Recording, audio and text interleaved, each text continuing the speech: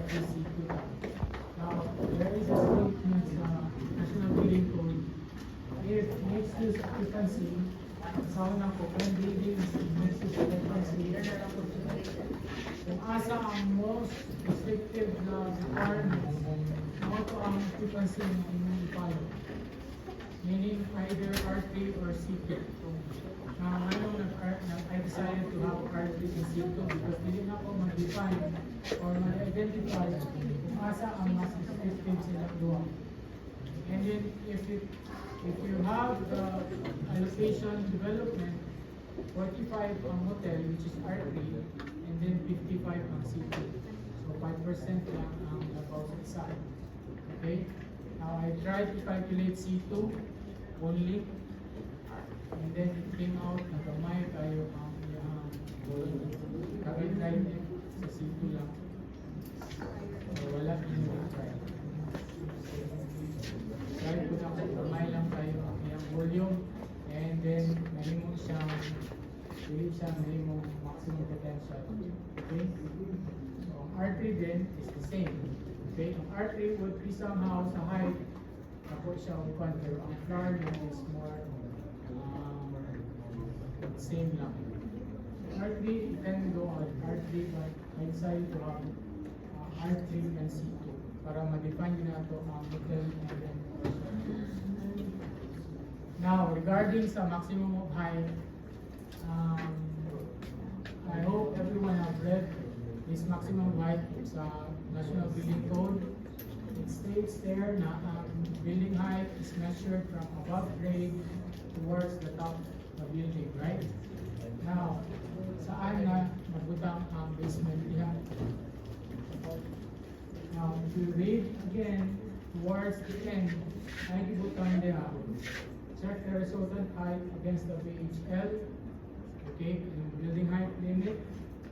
Kung mag-exceed ka, o gusto mong mag-exceed, or nakakay gusto maitabog sa inyong height, ang nakakay option is ang relief, tawag nilang relief.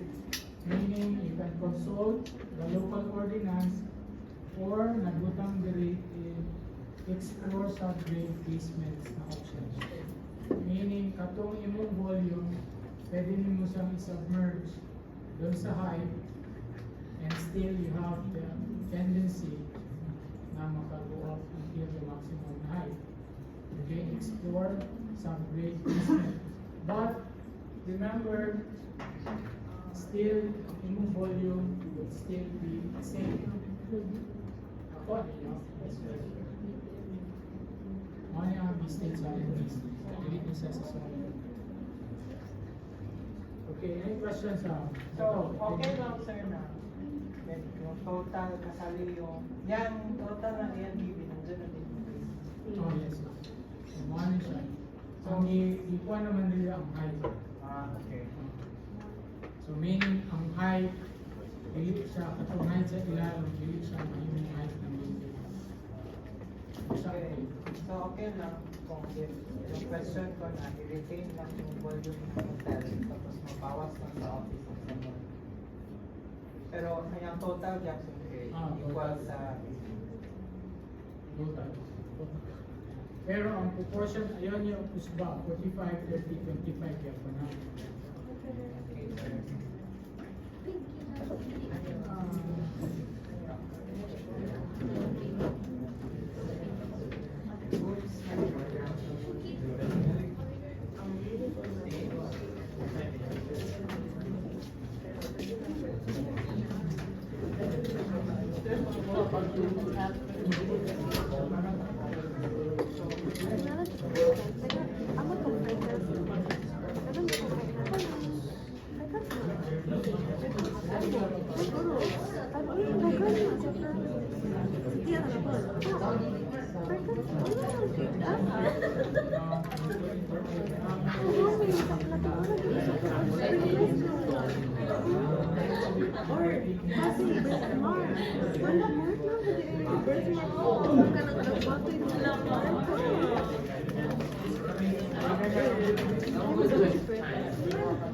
Or Ay,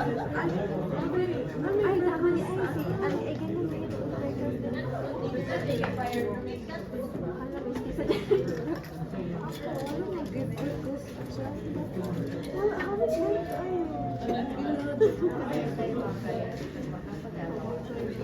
Ano, nag-good